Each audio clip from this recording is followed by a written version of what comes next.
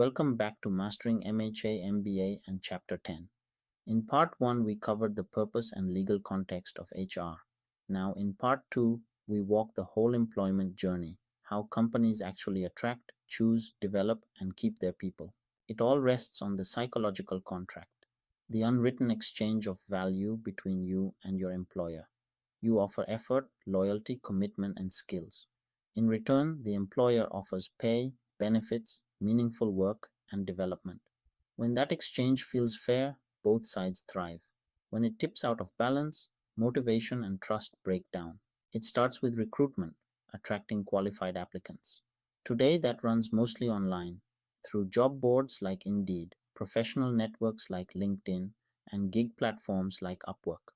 And the first interview is now often a video call on Zoom. The goal is not just a big pile of applicants, but the right ones whose skills truly match the job. Here is a tip that cuts both ways. Nearly half of new hires end up unsure they made the right choice, usually because they came in with unrealistic expectations. The fix is a realistic job preview, one that shares the downsides as well as the upsides before you sign. If a recruiter only sells you the good parts, ask the hard questions yourself. Next comes selection, choosing whom to hire. At its core, selection is really an exercise in prediction. Will this person actually perform on the job?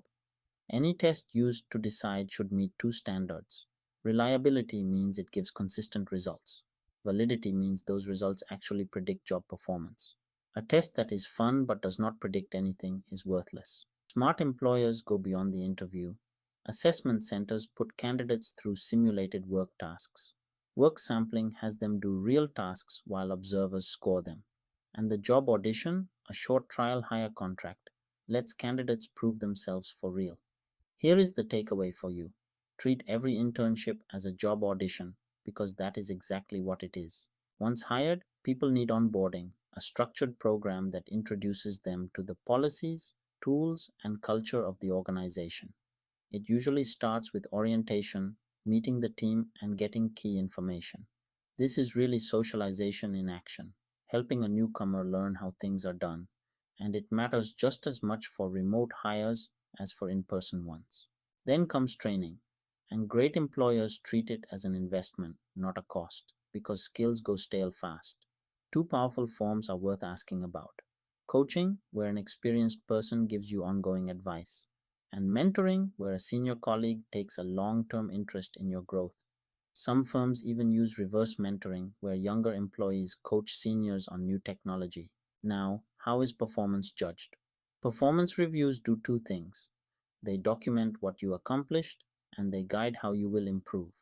Increasingly, they happen continuously, almost like a Yelp for the workplace, where feedback can follow any project or meeting, not just an annual sit down. The methods vary in quality. A graphic rating scale is a quick trait checklist, but it is weak at predicting performance. A behaviorally anchored rating scale, or BARS, ties each rating to specific described behaviors, making it far more reliable. And the critical incident technique keeps a running log of a person's standout good and bad moments on the job. Two more approaches add perspective. 360 feedback gathers reviews from all directions: your boss, peers, subordinates, and even customers, not just one manager. And multi-person comparisons rank people against each other, using tools like forced distributions to avoid the trap of rating everyone the same. Finally, keeping good people. Career development is the ongoing process of helping people grow from one stage to the next through promotions, transfers, mentors, and new skills. But in a world of frequent job changes and remote work, career planning is now your responsibility too. Keep asking: who am I? What can I do? Where do I want to go? And how do I get there? Here is where this gets very current. Hiring in 2025 has become an AI arms race.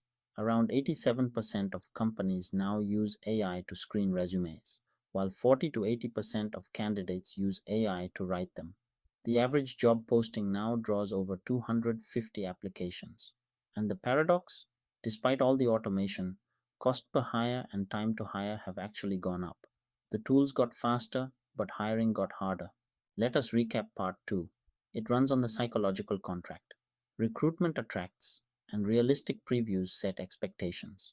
Selection predicts performance through reliable, valid tests and auditions. Onboarding and training develop people.